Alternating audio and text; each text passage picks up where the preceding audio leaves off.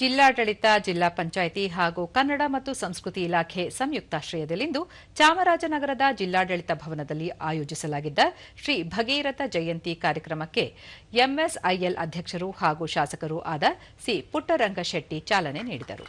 ಕಾರ್ಯಕ್ರಮದಲ್ಲಿ ಕಾವೇರಿ ಜಲಾನಯನ ಅಚ್ಚುಕಟ್ಟು ಪ್ರದೇಶಾಭಿವೃದ್ಧಿ ಪ್ರಾಧಿಕಾರದ ಅಧ್ಯಕ್ಷ ಪಿ ಮರಿಸ್ವಾಮಿ, ಜಿಲ್ಲಾ ಖಾತರಿ ಯೋಜನೆಗಳ ಅನುಷ್ಠಾನ ಪ್ರಾಧಿಕಾರದ ಅಧ್ಯಕ್ಷ ಎಚ್ವಿ ಚಂದ್ರು, ಚಾಮರಾಜನಗರ ರಾಮಸಮುದ್ರ ನಗರಾಭಿವೃದ್ಧಿ ಪ್ರಾಧಿಕಾರದ ಅಧ್ಯಕ್ಷ ಮೊಹಮ್ಮದ್ ಅಸ್ಗರ್, ಜಿಲ್ಲಾಧಿಕಾರಿ ಶ್ರೀ ರೂಪಾ ಸೇರಿದಂತೆ ವಿವಿಧ ಇಲಾಖೆಯ ಅಧಿಕಾರಿಗಳು ಉಪಸ್ಥಿತರಿದ್ದರು.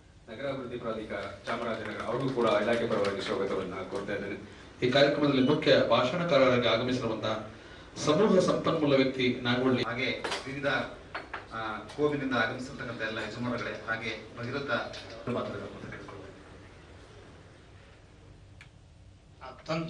ಬಳಿಕ ಸಿ ಪುಟ್ಟರಂಗಶೆಟ್ಟಿ ತನ್ನ ಪೂರ್ವಜರ ಆತ್ಮಶಾಂತಿಗಾಗಿ ಕಠಿಣ ತಪಸ್ಸು ಮಾಡಿ ದೇವತೆಗಳನ್ನೇ ಒಲಿಸಿಕೊಂಡು ಗಂಗೆಯನ್ನು ಧರೆಗೆ ತಂದ ಕೀರ್ತಿ ಭಗೀರಥರಿಗೆ ಸಲ್ಲುತ್ತದೆ. ನಮ್ಮ ದೈನಂದಿನ ಕೆಲಸಗಳಲ್ಲಿಯೂ ಅವರಂತೆಯೇ ಭಗೀರಥ ಪ್ರಯತ್ನ ಮಾಡುವ ಛಲ ಹೊಂದಿರಬೇಕು ಎಂದರು. ಅಲ್ಲದೆ ಉಪ್ಪಾರ ಸಮುದಾಯದ ಸಮಸ್ಯೆಗಳನ್ನು ಮುಖ್ಯಮಂತ್ರಿಗಳ ಗಮನಕ್ಕೆ ತರಲು ಶೀಘ್ರದಲ್ಲೇ ಜಿಲ್ಲೆಯಲ್ಲಿ ಬೃಹತ್ ಉಪ್ಪಾರ ಸಮಾವೇಶ ಆಯೋಜಿಸಲಾಗುವುದು ಎಂದರು.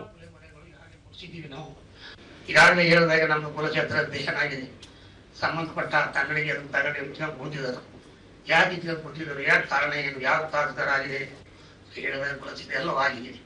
ಮುಂದಿನ ದಿನಗಳಲ್ಲಿ ಸರ್ಕಾರ ಕೇಂದ್ರ ಕೈಗೊಳ್ಳಬೇಕಾಗಿದೆ.